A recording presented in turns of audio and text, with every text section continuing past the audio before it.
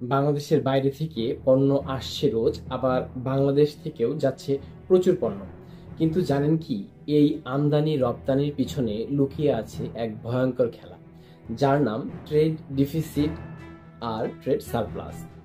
আপনি যদি বাংলাদেশের অর্থনীতি বুঝতে চান বা ব্যবসা করতে চান আন্তর্জাতিকভাবে, এই ভিডিওটা আপনার জন্য। কি এই ট্রেড ডেফিসিট ও ট্রেড সারপ্লাস? চলুন আগে দুটি টার্ম খুব সহজভাবে বুঝে নিই। ট্রেড ডেফিসিট মানে আমরা বাইরে থেকে যতটুকু পণ্য কিনি তা যদি বেশি হয়, আর আমরা বাইরে যতটুকু পণ্য বিক্রি করি তা যদি কম হয়, তাহলে এই ঘটনাটাকেই বলে ট্রেড ডেফিসিট। যেমন আমরা যদি 100 কোটি টাকার পণ্য আমদানি করি কিন্তু রপ্তানি করি 70 কোটির, তাহলে 30 কোটি টাকা ট্রেড ডেফিসিট। ট্রেড সারপ্লাস মানে যখন আমাদের রপ্তানি বেশি আমদানি কম, মানে আমরা পণ্য বিক্রি করে বেশি আয় করছি, এটাই ট্রেড সারপ্লাস। চলুন এবার জানি ট্রেড ডেফিসিট কেন হয়।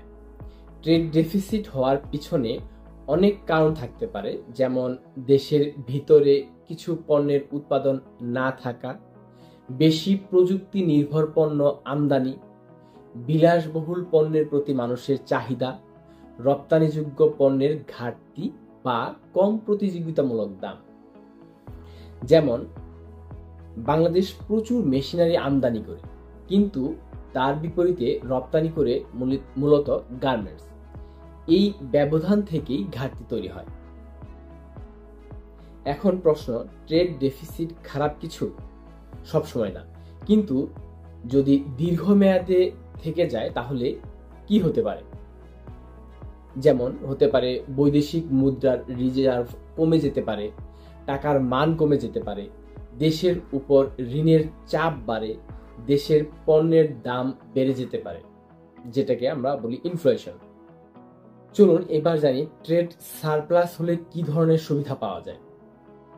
এটা ভালো দিক নির্দেশ করে, যেমন দেশের অর্থনীতি শক্তিশালী, বৈদেশিক মুদ্রা জমা আছে, কর্মসংস্থান বাড়ছে, দেশের রপ্তানি খাত আন্তর্জাতিকভাবে প্রতিযোগিতায় টিকে থাকতে পারছে। যেমন চীন, জার্মানি, জাপান এই দেশগুলো বহু বছর ধরে বিশাল পরিমাণ ট্রেড সারপ্লাস তৈরি করে যাচ্ছে।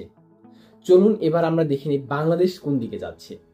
বাংলাদেশ বহু বছর ধরে ট্রেড ডেফিসিটের দিকে যাচ্ছে। আমরা তৈরি পোশাক রপ্তানি করি, কিন্তু আমদানি করি খাদ্য, জ্বালানি, মেশিনারি, ইলেকট্রনিক্স সহ আর অনেক কিছু। তবে আসার কথা, দেশের রপ্তানি আয় ধীরে ধীরে বাড়ছে। নতুন খাত যেমন আইসিটি, ঔষধ, কৃষি পণ্যের রপ্তানিতে উন্নয়ন হচ্ছে। সরকার রপ্তানি বাণিজ্যে নানা প্রণোদনা দিচ্ছে। তাহলে আমরা যে এই ট্রেড ডেফিসিটে আছি, এর সমাধান কি? যদি আমরা চাহিদা অনুযায়ী নিজের দেশে উৎপাদন বাড়াতে পারি আর রপ্তানি বাড়াতে পারি, তাহলে ধীরে ধীরে এই ঘাটতি কমে যাবে। আপনি যদি বাংলাদেশের অর্থনীতি নিয়ে জানতে চান, এমন সহজ ভাষায় বিশ্লেষণ পেতে চান, তাহলে চ্যানেলটি সাবস্ক্রাইব করে রাখতে পারেন। ধন্যবাদ।